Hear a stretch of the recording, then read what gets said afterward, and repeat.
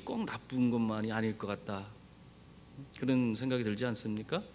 우리들의 인생을 한번 뒤돌아보면은 정말 내 생각과 내 뜻대로 되지 않는 그런 역경과 고난이 찾아왔을 때 참 그 당시에는 너무나 힘들고 고통스럽습니다. 그렇지만 그 과정을 우리가 이겨내고 그리고 나서 다시 한번 우리가 뒤돌아보면 어떻습니까? 그것이 오히려 내 삶을 한 단계 더 업그레이드 시킨 그런 아주 귀한 성숙시키는 과정이었다 하는 것을 깨닫게 되는 때가 너무나 많습니다. 여러분, 미국의 한 그냥 평범한 가정에 안나라는 그런 할머니가 있었어요. 이분은 사실 젊어서부터 평범한 농장에서 자랐어요. 그래서 농장에서 일하는 남편과 만나서 그냥 가정을 꾸리고 자식을 10명이나 낳았어요. 그러니까 얼마나 다복합니까? 요즘에 10명 낳으려면 그냥 이상하게 생각할 거예요. 근데 예전에 우리도 다 그렇게 살았어요. 우리 아버지 형제들이 6남매예요. 저희들은 이제 형제밖에 없지만은 그 예전에는 다 그렇게 많이 낳았어요. 그런데 이분은 10명이나 되는 그런 자녀들과 함께 농가에서 그냥 열심히 살아갔어요. 그러면서 그 아이들과 함께 뒷바라지 안 하고 정신없이 가사 일을 하고 또 틈틈이 뜨개질과 뭐 손으로 하는 수 놓는 거 그것을 취미 삼아서 열심히 그렇게 지냈는데 이 점점 그러면서 나이가 들어서 80세쯤 됐는데 관절염이 손에 왔어요. 손가락에 관절염이 와서 더 이상 뜨개질을 할 수 없는 거예요. 자기가 그래도 그것 때문에 늘 심심하지 않고 취미생활로 뜨개하고 술을 놓고 하면서 지냈는데 관절염 때문에 너무나 고통스러워서 더 이상 그 일을 할 수 없는 거예요. 그래갖고 이 뜨개질과 이 술을 놓지 않으니까 너무 이 삶이 막막하고 어떤 의미에서는 좀 답답하고 괴로운 겁니다. 그래서 뭘 할 수 있을까? 이렇게 힘들고 어렵고 고통스러운데 이 손이 관절염 때문에 이렇게 고통스러운데 이것을 좀 완화시키면서 할 수 있는 게 뭐가 없을까? 그러면서 그때 찾게 된 것이 그림을 그리는 것이었습니다. 그래서 이 안나라는 할머니가 열심히 그림을 그렸는데요. 그 그림은 대부분 농장이나 시골 풍경이었어요. 그래서 그 아름답게 그렇게 그림을 그려나갔는데 하루는 뉴욕에서 아주 미술 작품 아주 수집가가 그 시골에 방문했다가 그 작은 마을의 한 상점에 걸려있는 너무나 멋진 그림을 보게 된 거예요. 너무 감동이 확 와서 그 그림을 자기가 사서 그걸 세상에 소개하기 시작했어요. 이 80세 노인 안나라는 할머니가 그린 그림이었습니다. 그리고 그 순간에 80세가 넘어서 이분은 관절염 때문에 고통 가운데서 자기가 다른 취미를 찾기 위해서 그림을 그리다가 일약 아주 미국이 낳은 안나 모리스, 그러니까 모리스 할머니라고 하는 아주 미국의 역사적인 그런 화가가 됐어요. 여러분, 근데 놀라운 것은요, 이분이 80세가 돼서 그림을 그리기 시작했는데 그가 떠난 후에 남겨놓은 작품이 1500점이 넘었대요. 얼마나 열심히 그 그림을 그렸는지. 어떻게 이 80세나 먹은 노인이 이렇게 많은 그림을 그릴 수 있을까? 사람들이 다 그걸 의아해했어요. 어떻게 이 80세에 시작했는데 그림을 그리는 게 근데 어떻게 이렇게 1500점이나 되는 그림을 그렸을까? 그건 다른 게 아니었어요. 그 손이 관절염이 걸렸기 때문에 더 이상 다른 걸 할 수 없어서 오직 그림만 그려서 그분이 떠나가실 때 1500점이나 되는 엄청난 작품을 남겨두고 떠나가신 것입니다. 여러분, 만약에 그가 관절염이 없었다면 그런 작품 남기지 못했을 거예요. 여러분, 그러므로 우리들의 삶에 주어진 고난과 역경을 꼭 부정적으로만 보지 마시고 그것이 내 삶을 한 단계 더 업그레이드 시켜주는 그런 하나님의 하나의 도구다 하는 것으로 바라보면서 그 모든 것을 잘 감당해 나갈 수 있기를 바랍니다. 그래서 오늘 이 안나 모리스와 같이 고난과 역경을 이기고 하나님 앞에 위대하게 쓰임받는 그런 분들이 다 될 수 있기를 바랍니다. 이 초대교회 교인들도 마찬가지였습니다. 그들에게 찾아온 이 고난과 역경은 정말 너무나 힘들고 고통스러운 그런 일이었어요. 그것이 얼마나 괴로웠겠습니까? 그동안에 자기들이 함께 지내고 교회 지도자급이 되던 그런 7 집사 중에 하나인 스데반이 돌로 맞아 죽는 장면을 봤어요. 그것만 해도 가슴 아픈데 거기다가 그들은 아무것도 갖지 못하고 그냥 자기 목숨 하나 부지하기 위해서 박해가 시작돼서 그냥 집도 버리고 직장도 버리고 어디 갈 때도 알지 못하고 갈 바를 알지 못하고 이리저리 흩어져서 떠나서 살아가는, 숨어서 지내야만 하는 그런 신세가 됐어요. 참 아무튼 답답한 일이었죠. 그것에 대해서 오늘 19절 말씀은 이렇게 얘기하고 있어요. 그때에 스데반의 일로 일어난 환란으로 말미암아 흩어진 자들이 베니게와 구브로와 안디옥까지 이르러 유대인에게만 말씀을 전하는데, 지금 이 사람들이 흩어져서 갈 바를 알지 못하고 나아가다 보니까 구브로도 가고, 구브로는 저 지중해에 있는 섬 아닙니까? 그 먼 곳까지 가고, 지금 여기 보면 또 어디 갔어요? 베니게도 가고 안디옥도 가고, 이렇게 지역으로 자기의 살던 고향을 떠나 예루살렘을 떠나서 이렇게 먼 곳까지 그들이 떠나와서 살기 시작했습니다. 여러분, 이들이 자신들에게 닥쳐온 그 고난과 역경은 사실 많은 어려움을 주고 힘들고 고통스러운 그런 일이었지만, 그러나 그것만이 아니었어요. 근데도 불구하고 그런 어려움과 역경 가운데서 있었음에도 불구하고 그들은 그 안에서 더 예수 그리스도를 바라보게 되고 예수 그리스도 온전히 붙들게 됨으로 말미암아 오히려 그들의 믿음이 더 견고해지고 더 성숙해지고, 또 그것으로 말미암아 더 많은 사람들에게 하나님의 복음을 전할 수 있는 그런 사람들이 되었어요. 그들의 고난과 역경이 하나님의 복음으로 더 견고한 신앙을 지닌, 하나님 복음을 능력 있게 전할 수 있는 그런 전도자의 삶을 살게 했다는 것입니다. 여러분, 고난과 역경은 사실 우리들의 신앙에 큰 성장을 가져오는 것입니다. 여러분이 성숙하고자 원한다면 고난을 두려워해서는 안 돼요. 믿음으로 그걸 이겨내야 됩니다. 미국 국방부에 근무하던 브라이언 버드웰 중령이 있어요. 이 사람이 9.11 테러 때에 전신의 60%가 다 화상을 입었어요. 그래갖고는 그 폐까지 다 타들어가 갖고 살 가능성이 1%도 없다고 그랬어요. 완전히 전신에 다 화상해요. 그 고통이 너무너무 심해서 아예 살아있는 게 아니라 의사가 오면은 제발 좀 날 좀 죽여달라고 그렇게 이야기할 정도였습니다.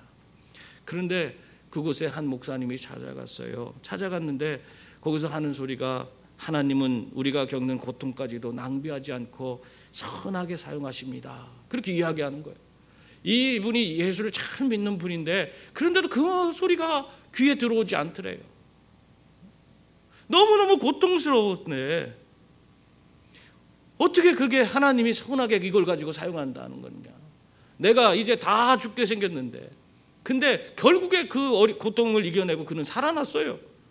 살아났는데 그렇지만 모든 것이 완전해지지 않고 60%가 다 탔으니까 움직이는 것도 굉장히 힘들고 어렵고 매 순간 고통이 찾아왔어요. 그러면서도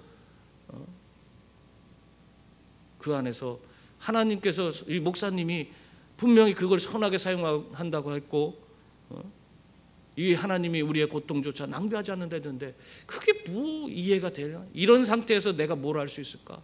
늘 고민이 됐어요. 그런데 어느 날 우연한 기회에 화상을 입은 환자들을 만나게 됐어요. 그리고 그들과 함께 이야기를 나누게 됐는데 자신이 그들을 너무너무 잘 이해하는 거예요. 왜? 자기도 60% 이상 화상 입은 환자니까. 그래서 그들에게 정말 자신의 경험한, 자기가 그런 화상을 입은 환자였기 때문에 그들의 고통을 이해하고 그들을 그들의 그 마음을 위로해 주면서 그들에게 더 그 모든 고통을 이겨낼 수 있는 예수 그리스도를 소개하기 시작했습니다. 그래서 그는 정말 많은 분들에게 어떻게 보면 예수님을 전하게 됐고, 그 화상 입은 환자들, 그 고통스러운 삶의 자리에서 더욱더 이 신앙으로 그들이 이겨낼 수 있는 길을 열어줬습니다.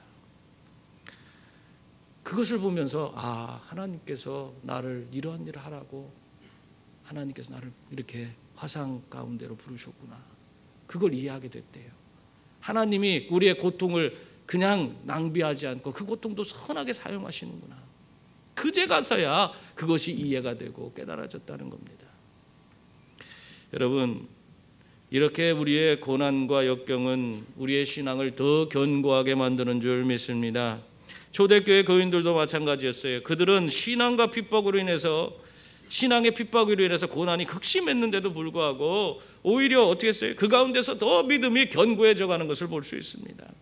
이들이 베니게와 구브로와 안디옥까지 그들이 흩어져서 갈 바를 모르고 그것까지 나아갔지만 그곳에 가서도 그들이 그 고난 가운데서도 자신들과 함께 하시고 더 자신들을 믿음 안에서 굳게 세워주시는 예수 그리스도, 그분의 은혜를 경험하고 그 지역에서 열심히 하나님의 복음을 전하는 자들이 됐어요.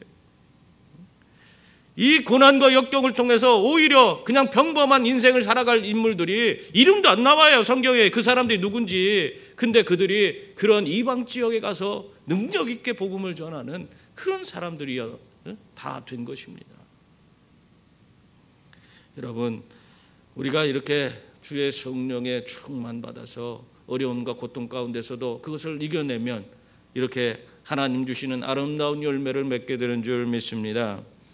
그러나 이 당시에 흩어진 초대교회 교인들은요, 아직까지 그 하나님의 복음을 전할 때 누구만 전했다? 유대인에게만 전했다. 유대인 중심으로만 하나님의 복음을 전했다 하는 것을 우리에게 보여주고 있습니다. 오늘 19절 말씀 마지막 부분에 보면 유대인에게만 말씀을 전하는데 일부러 더 써놓은 거예요. 그런데 20절 21절 말씀을 보면 그 중에 몇 사람이 성령에 충만받아서 은혜 받고 이 사람들은 더 열정적이라 어떻게 했어요? 헬라인까지 나아갔어요. 그 헬라인에게까지 나아가서 예수 그리스도를 전했다 하는 것을 우리에게 들려주고 있어요. 20절 21절 말씀 보겠습니다.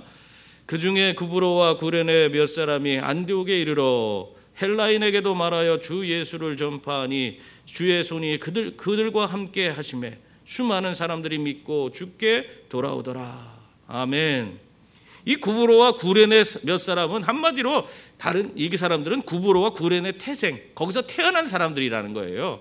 이 유대부터 온 사람이 아니라 거기서 말씀 듣고 은혜 받고 그 박해가 있는 가운데서도 신앙을 깨닫고 그걸 견고히 지키며 살던 그 구브로와 구레네 태생의 이 유대인들이 있었는데, 이 사람들은 구브로와 구레네 태생이니까 이미 헬라 지역, 헬라 문화권 안에서 살던 사람이에요. 거기서 태어났어요. 그러니까 이방 사람들과 너무나 쉽게 친숙하게 지낼 수 있잖아요. 그들을 거부감 없이 받아들일 수 있잖아요. 그러다 보니까 이들은 유대인이지만 유대인이 갖고 있는 그 철저한 선민의식 가운데서 이방인에 대한 배타적인 그런 태도를 보이지 않고 오히려 그들에게 적극적으로 나아가는 그런 모습을 보일 수 있었던 거예요. 그래갖고는 이 사람들은 활짝 열린 마음으로 헬라인들에게 나아가서 예수 그리스도를 전하게 됩니다. 그랬을 때 오늘 그 말씀에 보면 뭐라고 하고 있어요? 주의 손이 그들과 함께 하심에 수많은 사람들이 믿고 주께 돌아오더라. 이 사람들이 그렇게 열린 마음으로 나가서 하나님의 복음을 전하니까 헬라인들 가운데서 수많은 믿고 돌아오는 그런 자들이 있더라. 그 얘기를 하고 있어요. 여러분, 이 일을 가능케 하신 분이 누구실까요? 하나님이에요. 여기 보면 주의 손이 그들과 함께 했다 그러잖아요. 이 주의 손이라는 것은 하나님의 능력을 표현할 때 성경에 사용되는 말씀입니다. 구약 성경에 보면은 하나님의 능력을 표현할 때 여호와의 손 하면서 성경에 막 계속 나옵니다. 민수기 4장 24절에 보면 이는 땅의 모든 백성에게 여호와의 손이 강하신 것을 알게 하며 너희가 너희의 하나님 여호와를 항상 경외하게 하려 하심이라, 그렇게 말씀하고 있고요. 사무엘상 7장 13절에 보면 여호와의 손이 사무엘이 사는 날 동안에 블레셋 사람을 막으심에, 역대상 28장 19절에 봐도 다윗이 이르되 여호와의 손이 내게 임하여 이 모든 일에 술궤를 그려 나에게 알려주셨느니라. 하나님의 능력이 임해서 그 백성들을 이끌어갈 때 그 하나님의 능력을 바로 여호와의 손, 적들을 막아주시기도 하고 우리의 삶의 인생을 인도해 주시기도 하고 또 여러 가지 어려움 가운데 건져주시기도 하시는 분, 그것이 바로 여호와의 스님, 하나님의 능력이, 그 하나님의 능력이 이들과 함께 하셨기 때문에 이 구브로와 구레네 몇 사람에게 이 능력이 임했기 때문에 이러한 수많은 헬라인들이 죽게 나오더라, 그 말을 하고 있는 것입니다. 여러분, 이 하나님이 그들과 함께해서 여호와의 손이, 하나님의 능력이 그들과 함께했다는 것은요, 특별한 의미가 있는 거예요. 그것은 그들이 하는 일을 하나님께서 기뻐하셨다. 다시 말하면 이방인에게 하나님의 복음을 전하는 것을 기뻐하셨다, 그 말을 하고 있는 거예요. 이제 유대인에게만 하나님 복음을 전하는 것, 그것을 기뻐하는 줄 알았더니 그게 아니에요. 하나님의 능력이, 하나님의 주의 손이 이방 헬라인에게 복음을 전하는 이 사람들에게 함께 하셔서 그들에게 능력을 부어주심으로 그 일을 기뻐한다 하는 것을 보여주고 있는 거예요. 그러므로 항상 우리들이 하나님의 손이 우리와 함께 하셔서 하나님의 능력으로 정말 세상 가운데 하나님 기뻐하는 일들을 감당해 나가는 분들이 다 될 수 있기를 바랍니다. 하나님의 능력이 주어지면요, 우리는 우리 가운데 있는 모든 막힌 담도 허물어 버리고 저 밖에는 아직 하나님 알지 못하는 수많은 영혼들, 그들과 우리 가운데 있는 사회 간격에 있는 모든 막힌 장애물들을 다 허물어 버릴 수가 있는 거예요. 우리의 편협한 생각을 뛰어넘고 또 사상과 관습을 뛰어넘어서 하나님의 위대한 일을 우리가 감당해 나갈 수 있게 되는 줄 믿습니다. 그래서 우리가 주의 손이 함께하는 그런 이들을 통해서 수많은 사람들을 주님 앞으로 인도할 수 있는 겁니다. 오늘 보면은 참 이방인들이 이렇게 수많은 사람들이 몰려왔다. 여러분, 이게 쉬운 일이 아닙니다. 이 이방인들은요, 다 우상을 숭배하는 자들이에요. 그때 당시는 다, 이 헬라는 더군다나 얼마나 많은 신화를 갖고 있습니까? 헬라 문화권에는 여러분 그리스 신화, 로마 신화, 그것이 이 유럽의 모든 사상계를 다 장악하고 있어요. 그들의 신화는 어마어마하게 발전되어 있어요. 그들은 그 신화가 곧 현실에서 이루어진다고 믿었기 때문에 그 신화에 나오는 수많은 신들을 다 신전을 짓고 거기서 숭배를 하던 사람들이에요. 어느 곳이나 그랬어요. 헬라 문화권 안에서는. 그런 사람들이 지금 이들이 전한 주의 손이 함께 하셔서 하나님의 능력 가운데서 그들에게 복음을 전했을 때 그들이 이방신을 저버리고 예수 그리스도 앞으로 나온 것이에요. 이건 정말 대단한 일입니다. 여러분, 최초로 이방인으로서 하나님을 믿은 고넬료는요, 이미 유대교로 개종한 사람이었어요. 하나님을 믿고 있던 사람이었습니다. 그렇기 때문에 하나님을 쉽게 받아들일 수 있잖아요. 그런데 지금 이 사람들은 하나님을 알지 못하여 유대교로 개종한 사람들이 아니에요. 이방 우상 앞에 절하던 사람들이에요. 우리도 알지 않습니까? 다른 종교를 가진 사람들을 우리가 전도하면 얼마나 어렵습니까? 그 사람들이 예수 믿고 돌아오기가 쉽습니까? 그런데도 불구하고 이 주의 손이 함께하는 자들을 통해서 이방인 가운데 놀라운 일이, 하나님의 복음의 역사가 나타나고 있는 것입니다. 이 모든 것 다 하나님이 하시는 줄 믿습니다. 하나님이 하시면요, 여러분, 안 되는 일이 없어요.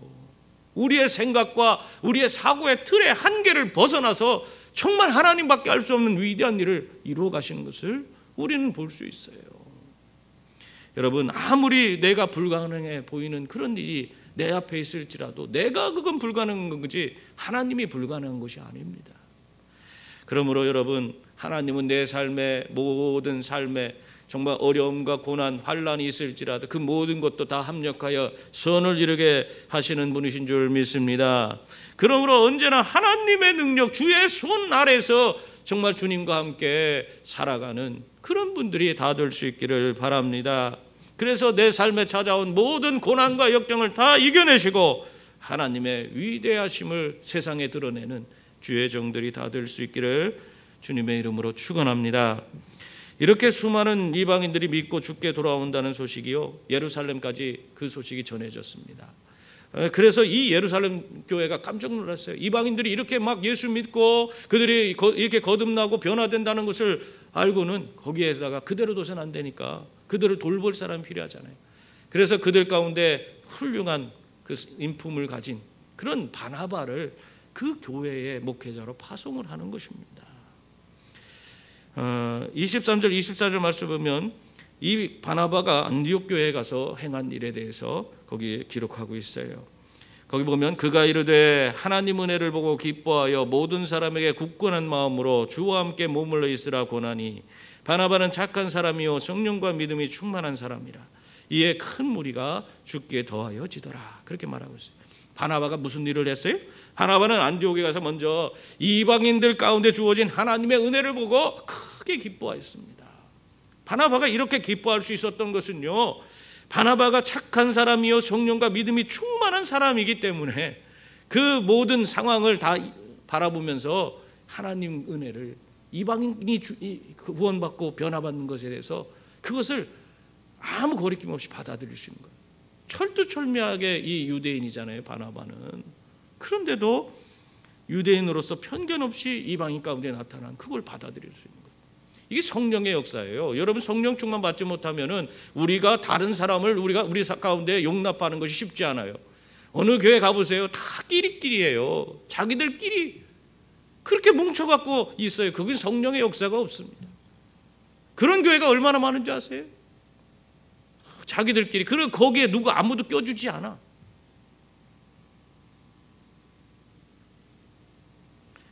바나바는 이 정말 성령 충만하고 착한 인품을 갖게, 정말 성숙한 인품을 가진 그런 분이었기 때문에 정말 이 이방인 가운데 일어난 이 하나님의 놀라운 일들을 그냥 거리낌 없이 받아주고 기뻐하고 그들을 격려하고 그렇게 그들을 세워주고 그럴 수가 있었던 것입니다. 그렇기 때문에 우리가 정말 이렇게 성숙한 신앙의 인격, 이런 것을 갖고 살아가는 것이 중요해요. 정말 우리의 그런 성품이 이렇게 변화되길 바랍니다. 그랬더니 어떤 사람이, 아니 목사님, 성품이 어떻게 변해요? 그게 변하는 게 쉽습니까? 아유, 참 그건 어려운 거예요. 맞습니다. 저도 성격이 급하고요, 항상 일중심적인 그런 사고를 갖고 있어요. 제가 그래서 일을 할 때는 정말 얼마나 강하게 추진했는지, 제가 그것으로 인해서 어떤 아이가 상처받고 이 정신적인 문제가 생기는 그런 일까지 있었어요.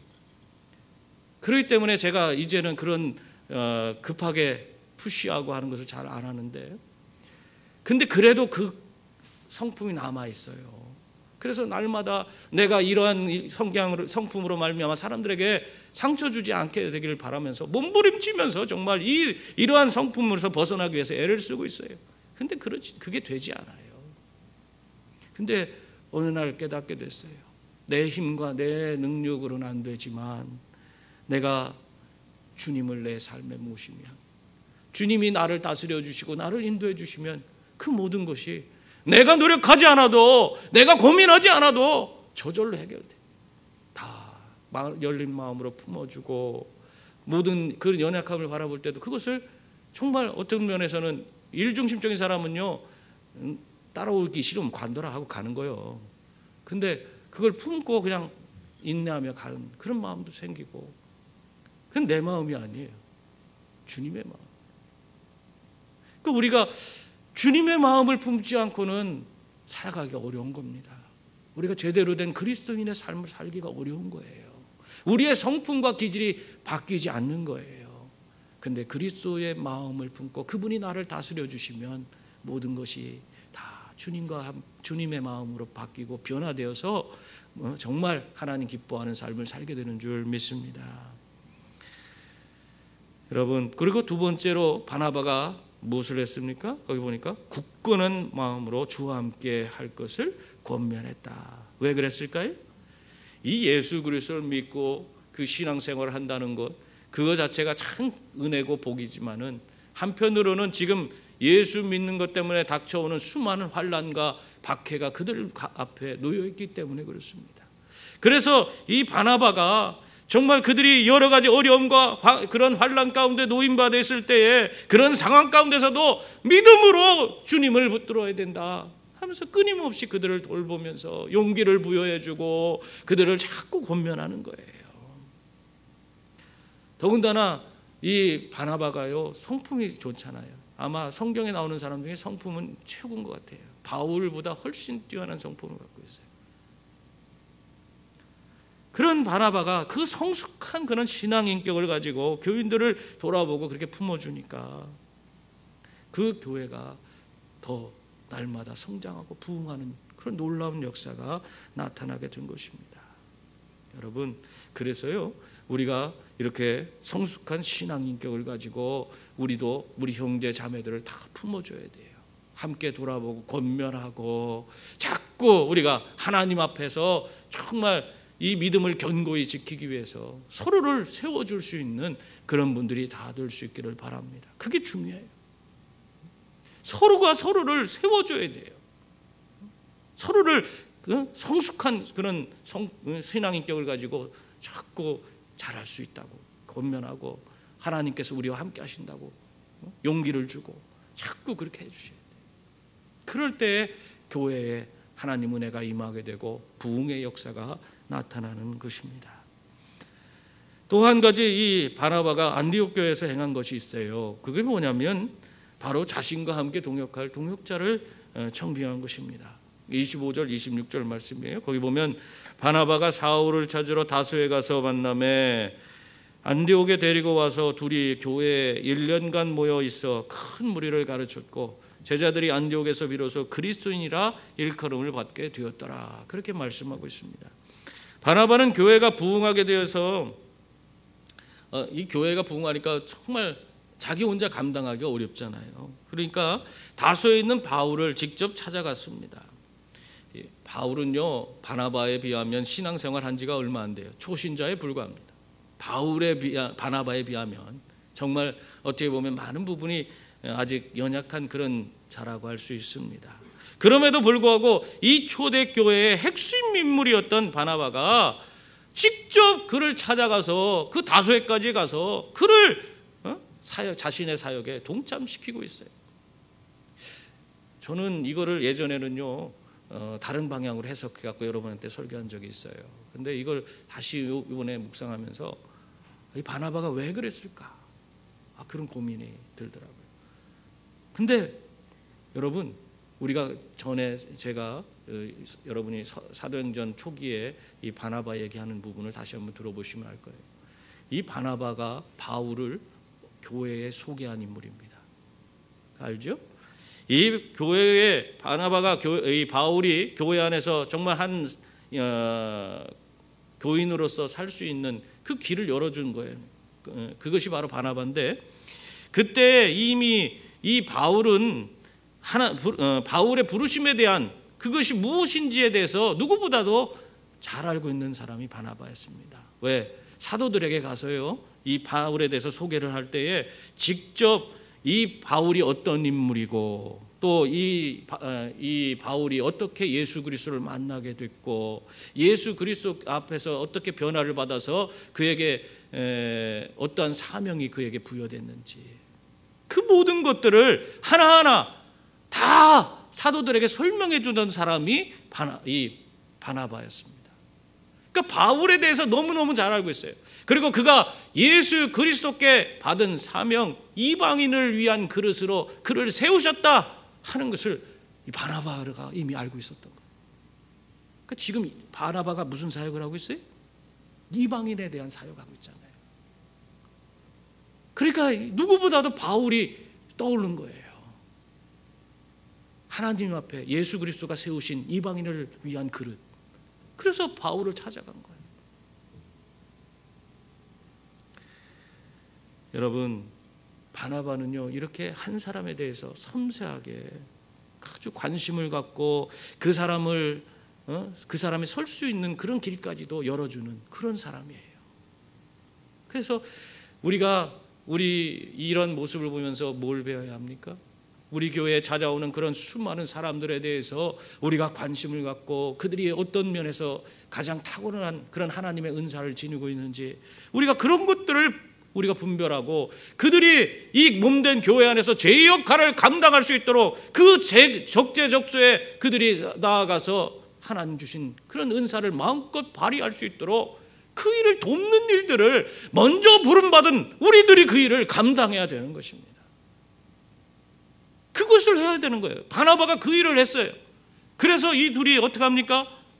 교회와에서 둘이 열심히 이 안디옥 교회에서 사역을 했어요. 1년간 하나님 말씀을 가르쳤어요.